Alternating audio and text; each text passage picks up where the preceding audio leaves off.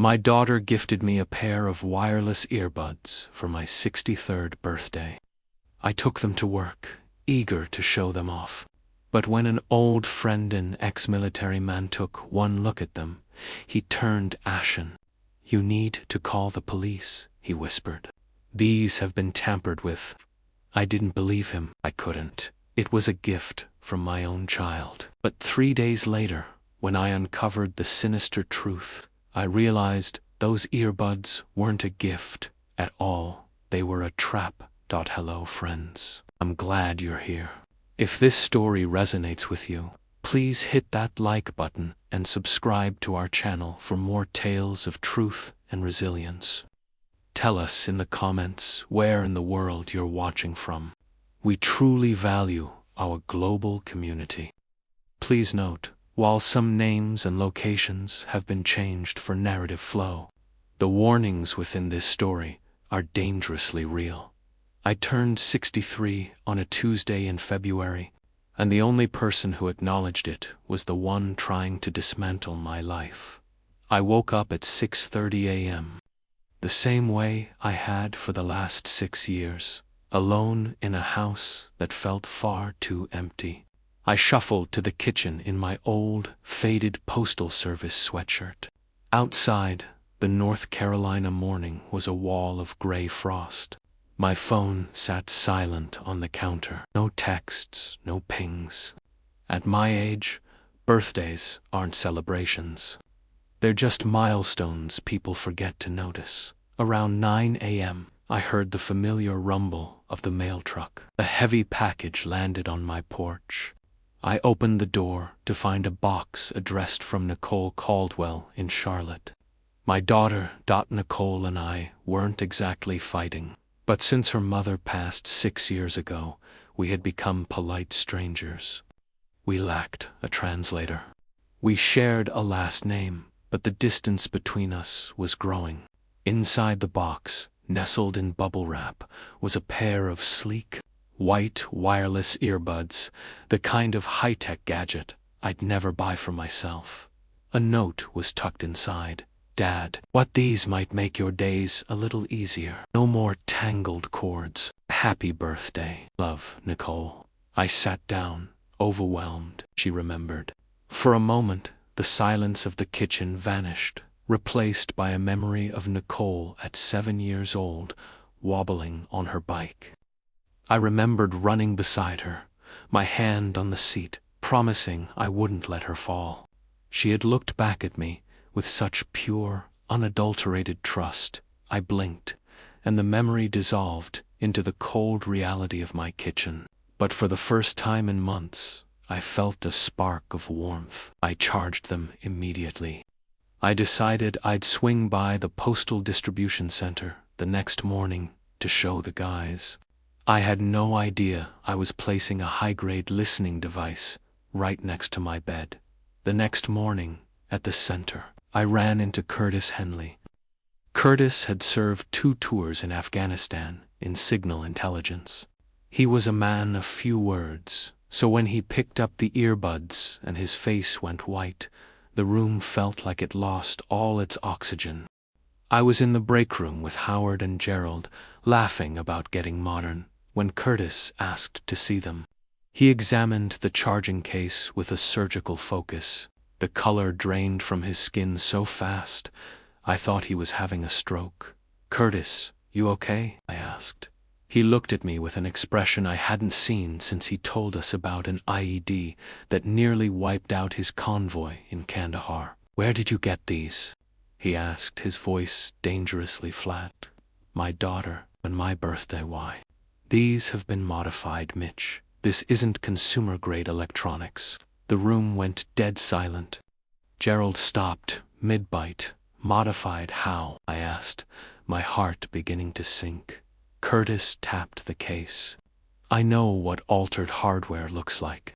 Someone has been inside these. They've been re-engineered for surveillance." My stomach did a slow roll. "You're saying my daughter?" "I'm not saying anything about your daughter," Curtis interrupted, his voice softened by pity. I'm saying these are modified for monitoring. Take them to the police. Now I drove to the Charlotte-Mecklenburg station on my lunch break, praying Curtis was just suffering from a bout of old soldier paranoia. He wasn't. Detective Romero, a veteran with 20 years of delivering grim news, didn't sugarcoat it. Mr. Caldwell, these aren't just earbuds. They're a mobile surveillance suite. He took them to a tech specialist while I sat in his cramped office, gripping the armrests. 20 minutes later, the door opened. A young forensics expert walked in with a laptop. These have been heavily altered, the tech said. High sensitivity, audio capture, GPS tracking, and remote activation. Someone can hear everything you say, and they know exactly where you aren't home. The room tilted. My voice came out as a ragged whisper. Someone's been listening to me. Everything I say, I asked. Everything, Romero confirmed with a grim nod. Every phone call, every private conversation, even your thoughts spoken aloud while you're wearing them. I felt a wave of nausea. I thought about the previous night, muttering to myself in the kitchen. Those small, vulnerable moments of a man living alone. My own daughter had sent this into my house. You think she's... I don't think anything yet, Romero interrupted, leaning in. But listen to me. If you do, she'll bury the evidence, and whatever she's planning will go underground. We need to know the why, Mr. Caldwell. Is it money? Property. We need proof. My hands wouldn't stop shaking.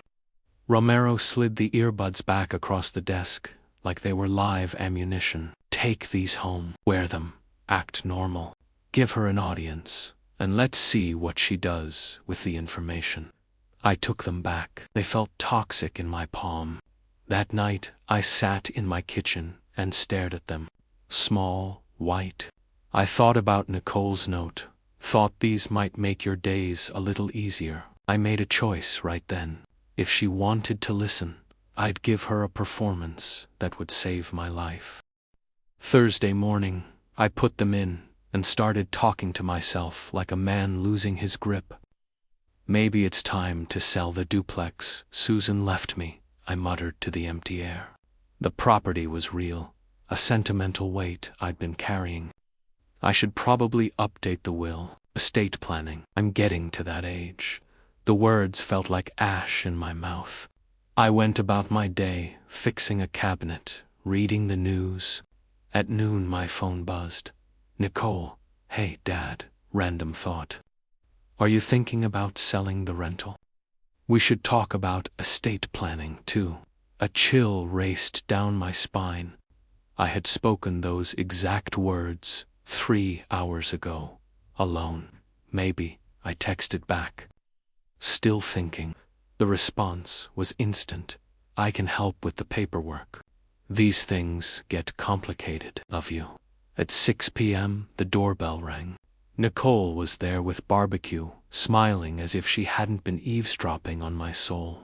She hadn't visited unannounced in a year. During dinner, she watched me with hawk-like intensity. How are you feeling, Dad? You sounded tired on the phone last week. I'm fine, I said. At your age, it's smart to think ahead, she said, her smile not reaching her eyes. Finances. It's what Mom would have wanted. She paused, her voice casual as a breeze. By the way, you forgot to call me back on Tuesday. I hadn't forgotten. I'd never promised to call. I saw the game then. She was gasping for a narrative. She wasn't just listening. She was building a fake version of me. A version that was foggy and unreliable. A version that needed to be managed. Yeah, I lied, leaning into the role. Guess I have been a little forgetful lately. Her smile widened just a fraction. It's okay, Dad. That's what I'm here for. By Saturday, I had spent 48 hours feeding her a diet of fabricated lapses. Then, I found the smoking gun in my own basement, hidden under H for home maintenance. A furnace issue sent me downstairs. In the back of an old, rusted filing cabinet, I found a folder that was too clean, too new. My breath hitched as I opened it. Petition to declare Mitchell James Caldwell incapacitated. There were notes in the margins in Nicole's neat, efficient handwriting. Dad forgets appointments. Accumant dates. Confused about finances. Get bank statements. Visit more. It was a checklist for a legal execution. She was planning to take everything while I was still breathing. I sat on the cold basement steps, the furnace humming like a funeral dirge. Suddenly, I wasn't there anymore. I was back in the driveway years ago. Nicole was 8, her training wheels gone, her knuckles white with fear. Daddy, I'm going to fall. I had run beside her, hand on the seat. I've got you, sweetheart. I won't let you fall. When she finally found her balance and rode away, she had circled back and hugged me. I trust you, Daddy. Now, on those cold steps, the memory felt like a ghost. My daughter wasn't the little girl on the bike anymore. She was the person waiting for me to fall so she could pick my pockets. I was alone in my own home with a folder designed to make me disappear.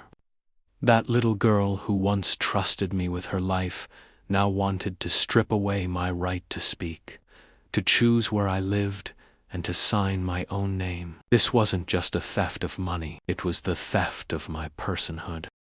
I climbed those basement steps, my legs heavy, carrying my daughter's blueprint for my erasure. The realization hit me. I had already begun to be erased. On Sunday, I drove to the First Union Bank, my financial home for 30 years. Jordan, the loan officer, looked at my file and frowned. "Oh, Mr. Caldwell, someone called last month about your home equity eligibility." She said she was helping her father manage his affairs. My coffee went stone cold. I never authorized that. Jordan's smile vanished. I'll flag the account immediately. Monday morning was worse. I called my insurance company for a routine address update. The agent chirped, "Oh, and we have that beneficiary change from 4 months ago on file." "You're all set?" I asked. "The update from your estate to Nicole Caldwell. We have the notarized form with your signature right here. $250,000 Australian dollars policy. $250,000 signed away with a pen I never held. It's a forgery. I'm filing a police report." By 2 p.m., I was back with Detective Romero. He looked at the guardianship folder, then at the insurance fraud report. His expression darkened. "This is a serious motive, Mr. Caldwell." He turned his monitor toward me. "And there's someone else you need to see." He pulled up a photo of a man named Derek Nash, smooth, handsome, and dangerous. "He has an arrest record for the financial exploitation of the elderly," Romero said. "This is your daughter's boyfriend. He's done this before." I stared at the stranger who had been circling my life like a shark. "Is he helping Nicole?" I whispered. "Or is she helping him?" "Does it matter?" Romero asked. "Either way, they're coming for everything you have." I heard Derek's voice for the first time on Tuesday evening. I was sitting in my living room, wearing those earbuds, pretending to watch the news. Then, through the white plastic, it wasn't mine, it was Nicole's. "Did he sign yet?" A male voice, sharp, impatient. "Not yet, Derek," Nicole whispered, her voice tight with stress. "He's being careful. We're running out of time. My creditors aren't waiting. The gambling debts, Nicole's. People don't care about your feelings." "I'm trying," she sobbed.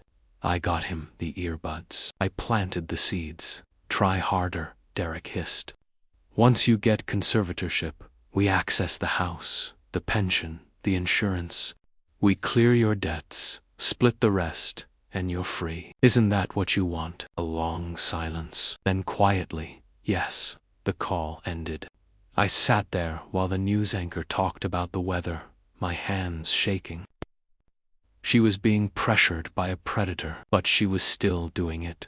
She was still choosing to bury me alive. I called Romero. I have the recording, a full conspiracy. Don't do anything, Romero warned. Let us coordinate with the bank. We'll set the trap. I hung up and sent a text to Nicole. Honey, I've been thinking about those papers. Let's meet at the bank Thursday morning and get everything sorted out. I could use the help.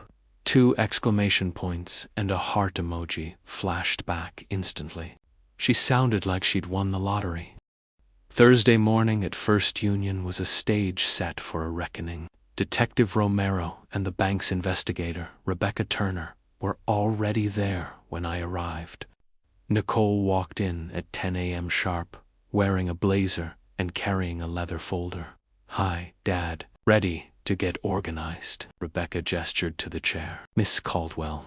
We have some questions. First, Nicole's smile faltered. Questions. I thought we were here to sign these emails, these calls to our bank. Rebecca slid the documents across. You initiated them without authorization. I was helping him, Nicole snapped. He's been confused lately. I was gathering info for the guardianship. Romero pushed the folder from my basement across the table. Nicole's face went the color of bone. Where did you get that? From the basement, where you hid it. Rebecca pressed play on a small digital recorder. My own voice filled the sterile room, staged, shaky, and feigning a memory loss I didn't have. See. Nicole's voice rose, shrill and desperate. He's confused. I was only trying to document it. Rebecca didn't look up.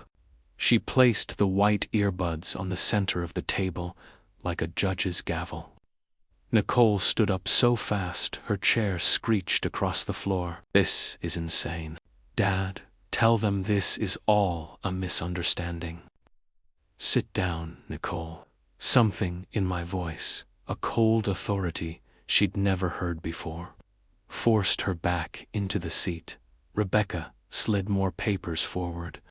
You forged his signature to change the beneficiary on a $250,000 life insurance policy. You weren't documenting, you were harvesting. Nicole's hands began to shake uncontrollably. I didn't. Derek said it would be okay, he said. Dad wanted it that way. Derek Nash, Romero interjected, leaning into her space. Your boyfriend with a record for predatory financial exploitation. He didn't want to help your father, Nicole. He wanted to liquidate him, Nicole broke. The confession spilled out of her a jagged mess of failed business ventures. $30,000 in gambling debts, and a predator who had convinced her that her father's life was just an untapped bank account. She reached across the table, her eyes streaming. Daddy, I was desperate. He manipulated me. I'm so sorry. I pulled my hand back and stood up. The distance between us felt like a canyon. Daddy, please. Her voice cracked. I'm still your daughter. I stopped at the door, but I didn't turn around. No, I said. My daughter died the day she decided I was worth more to her dead than alive. I walked out. Behind me, I heard the metallic click of handcuffs and Romero's steady, formal voice. Nicole Caldwell, you are under arrest. I walked into the February sunshine, but it felt like the middle of a polar winter. Romero called. Derek had tried to board a flight to Mexico City with a fake passport. Security flagged him. They were both in custody. I should have felt a sense of victory. Instead, I sat in my car and felt nothing but an absolute, soul-crushing void. My daughter was in a cell, and the rest of my life was a blank page. If you've stayed with me this far, I need to know I'm not alone. Leave a comment below. Tell me you're there. Tell me you understand. It helps more than you know. 3 months later, the gavel fell on Nicole's sentencing. I wasn't in the courtroom. Charlotte had turned green and warm, but I stayed inside. Nicole received 18 months of probation and 500 hours of community service. Derek got 5 years in federal prison. Nicole's lawyer had begged me to write a letter of support to reduce her sentence. I told him she made her choice and hung up. I've changed everything. Bank accounts, passwords. My will. Nicole is gone from every document. I filed a no-contact order. One afternoon, Curtis stopped by. We sat on the porch in a silence that only old friends can share. "You doing okay?" he asked. "What you did took guts, Mitch." "Didn't feel like guts," I said. "It felt like losing." I still have a photo on my mantle. Nicole, at 7, sitting on my shoulders at Freedom Park. There's a note stuck to it in faded crayon. "Best dad ever." People ask if I miss her. They're asking the wrong question. I miss the girl in that photo. But that girl is a ghost. The woman in the handcuffs. I don't know her at all. Trust is built over decades and shattered in seconds.